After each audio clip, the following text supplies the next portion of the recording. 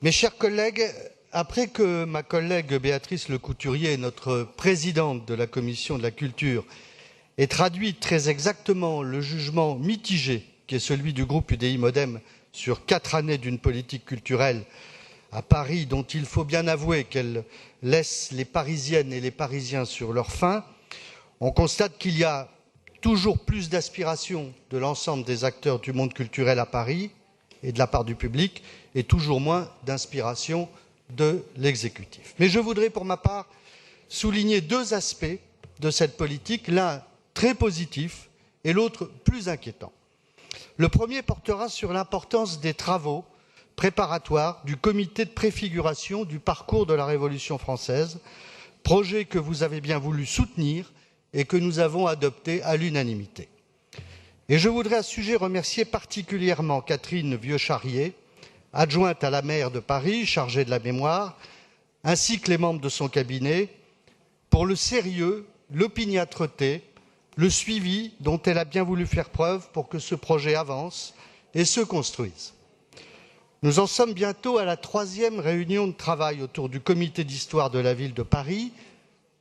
Madame la maire, si vous présidez la séance, vous faites respecter le silence, sinon il n'y a qu'à mettre... J'essaye désespérément, Monsieur Azière, mais merci de votre coup de sang. Voilà. Chers collègues, Monsieur Azière est le seul à parler comme les autres interlocuteurs avant.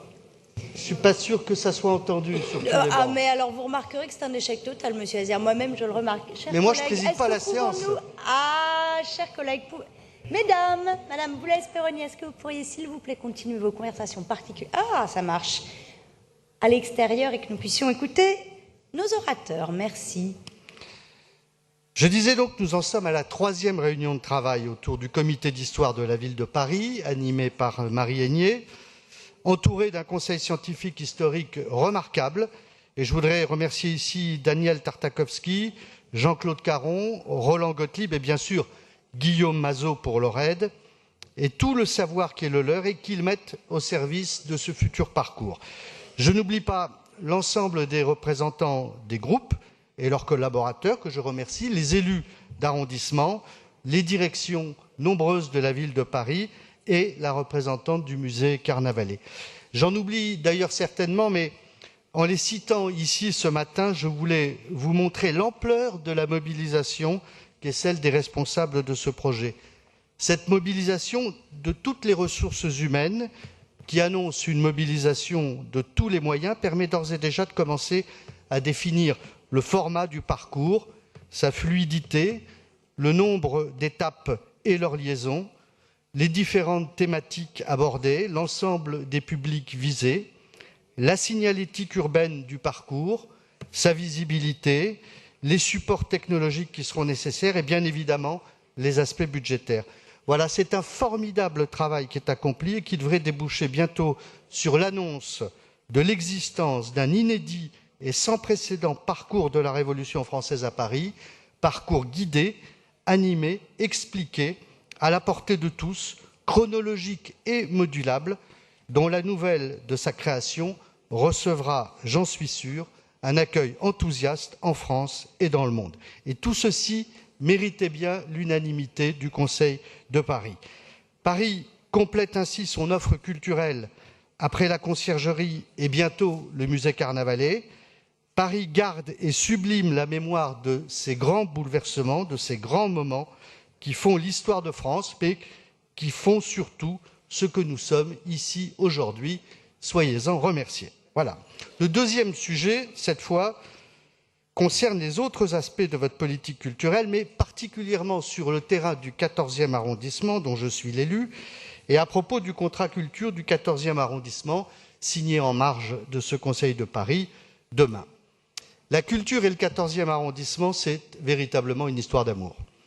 Souvent désigné par le toponyme que les étudiants parisiens du début du XVIIIe siècle ont attribué avec humour, le mont Parnasse, cet arrondissement abrite non seulement les muses, mais aussi les artistes de tous les temps qui s'en inspirent, artistes des plus méconnus aux plus connus.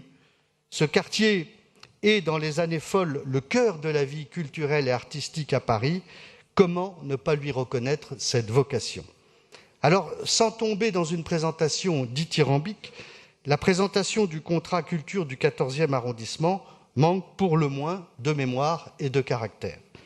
On y trouve, pour toute introduction, une note sociologique et statistique du 14e, digne du quid des années 70, puis un panorama, véritable inventaire administratif de l'offre culturelle qui pourrait convenir à n'importe quel arrondissement, suivi d'un tableau non moins administratif sur les chiffres clés des financements de la culture dans le 14e. Aucune annonce nouvelle, la plupart des projets ont déjà depuis longtemps été engagés, et en l'occurrence, je voudrais, moi, attirer votre attention sur quelques sujets ou orientations qui me semblent aujourd'hui en danger dans le 14e arrondissement. Tout d'abord, celui de la Fondation Cartier. Si j'ai bien compris la politique de la mairie de Paris, c'est pas de quartier pour la Fondation Cartier.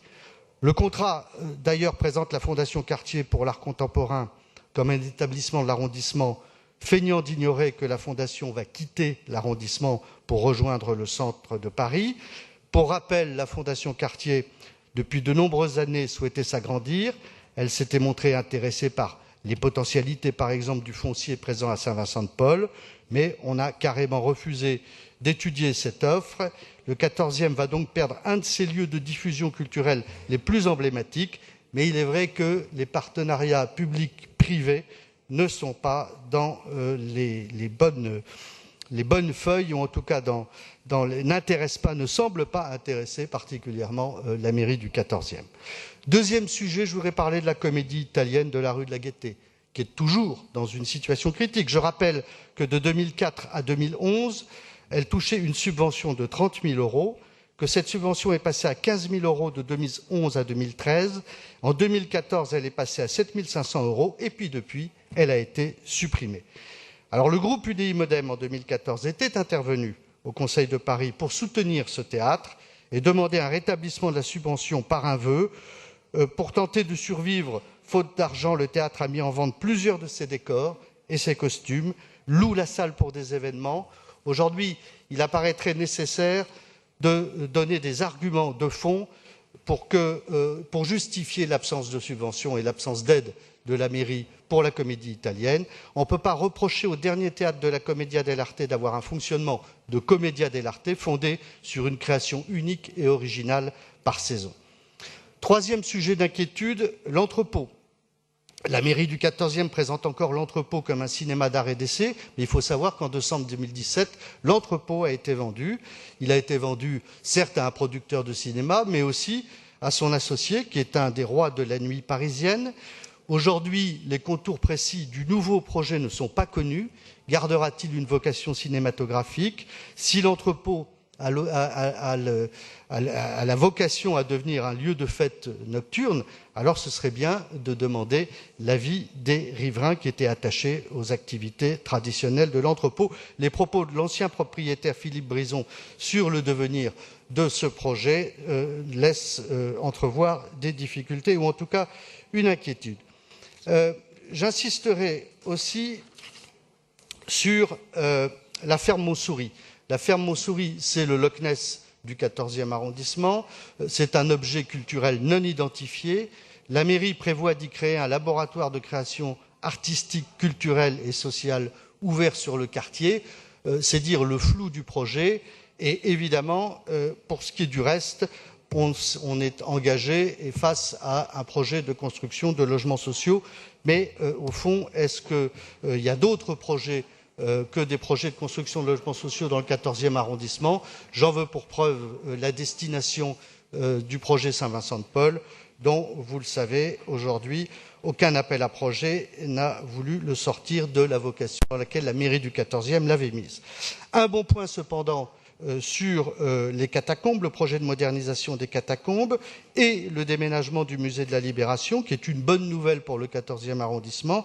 En revanche, on peut regretter que, vu la teneur des travaux de ces deux établissements, il est dommage qu'on n'ait pas terminé le travail pour requalifier la place d'Enfer Rochereau, comme cela avait été pourtant annoncé dans le programme d'Anne Hidalgo en 2014, projet finalement abandonné. Dernier point pour rester dans mon temps de parole, j'évoquerai le marché de la création à Edgar Quinet. est-il à la hauteur de ce qu'on peut attendre, encore une fois, d'un arrondissement comme celui du 14e? Nous avions proposé que ces événements des marchés de la création puissent également accorder des espaces festifs, histoire d'animer un peu par d'autres performances culturelles ces lieux et donner envie aux Parisiens d'y retourner plusieurs fois dans l'année. En l'occurrence, aujourd'hui, le marché de la création El Carquinet va doucement susciter le désintérêt général. Voilà tout ce que l'on ne dit pas dans le contrat culture du 14e et au fond tout ce qu'il manque. Je termine simplement, ce contrat est un alibi à une politique de désertion du 14e arrondissement de la part de la Musée de Paris. Merci beaucoup.